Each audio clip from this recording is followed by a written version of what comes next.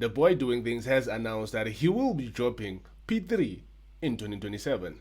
Well, he came up with a tweet and said, I have decided that I will be releasing P3, which will be executively produced by Michael Tui in 2027 and not 26, and it will be a double album.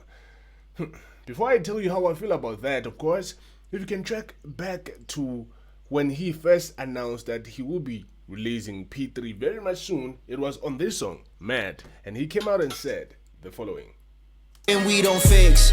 KTK went platinum, P3 coming in 26. And we go. Right? He said that P3 is coming in 2026, which was next year. Right? But now he has extended that, of course, with a whole year. Now we have to wait 2 years. And of course, he has added something on top of that and said it's a double disc. I don't know how to feel about that one because I don't know how to feel about that one because,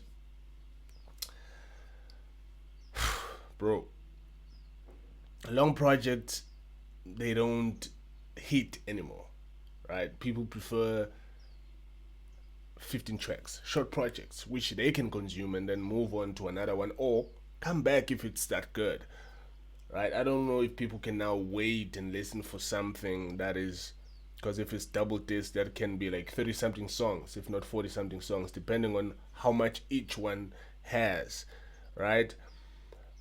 Look at NSC, for example, right? He released I Love Each Year. It was a long album, right?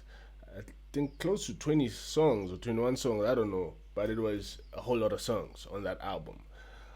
Although the writing on that album and the songs on that album were good,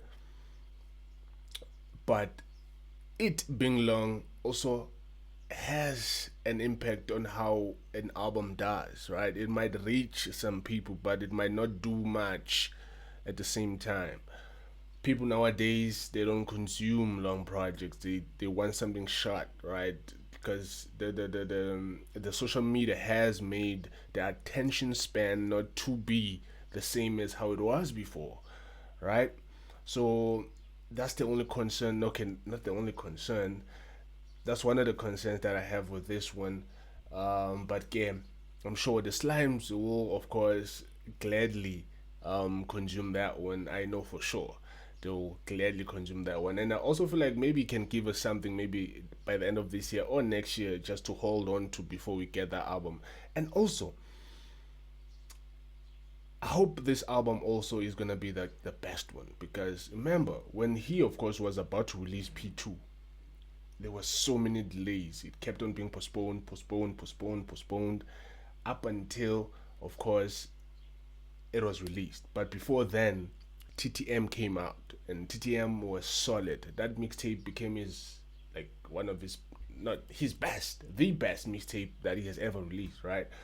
Because I also feel like that album was, or that mixtape was meant to be Paradise 2. I've said that before, right? Looking at how solid that album was and how good it was. And then P2 came. Hey, man, it was just all over the place. It was solid-ish, right? It was not something that we had like, it was not something awarding or rewarding for the time we had to wait in order for us to get like our hands on it and finally to listen to.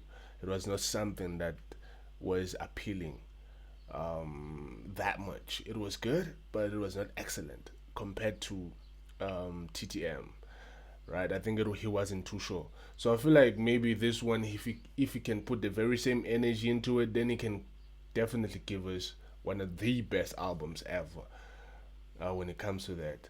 And yeah, man, I feel like I've said my piece about it. I want to know what you think. What are your thoughts on the push? Of course, because now it's no longer a year, it's 2 years that we have to wait. Do you think he can give us something now, or we can just wait up until he gives us that one? Because I'm definitely sure he's gonna have some guest appearances on DJ Clan's album and also J Jody's album here and there, if he doesn't give us anything within this period. But he has to. He has to, man, because it's a long time. And I also feel like with it being a double disc, I feel like the first part of it is gonna be closing this chapter of betrayal, right? The good-hearted bad guy, and then the second part of the album is gonna be now focus on this new chapter that he has, which he has becoming a new father now, right? I think he's gonna give us that side of him that we've never seen before, and that we are also yearning to hear from him on his thoughts of being a father and how it is and his plans, obviously, and all of that. So I feel like it's gonna be maybe that journey of him closing this betrayal chapter, of revenge, and now moving on to this new chapter of being a dad. Tell me, what are your thoughts? And yeah, man, thank you for making it this far. You are watching still the coolest channel. It is this, it is that, it is, of course, ZA Leaks. I thank you for watching.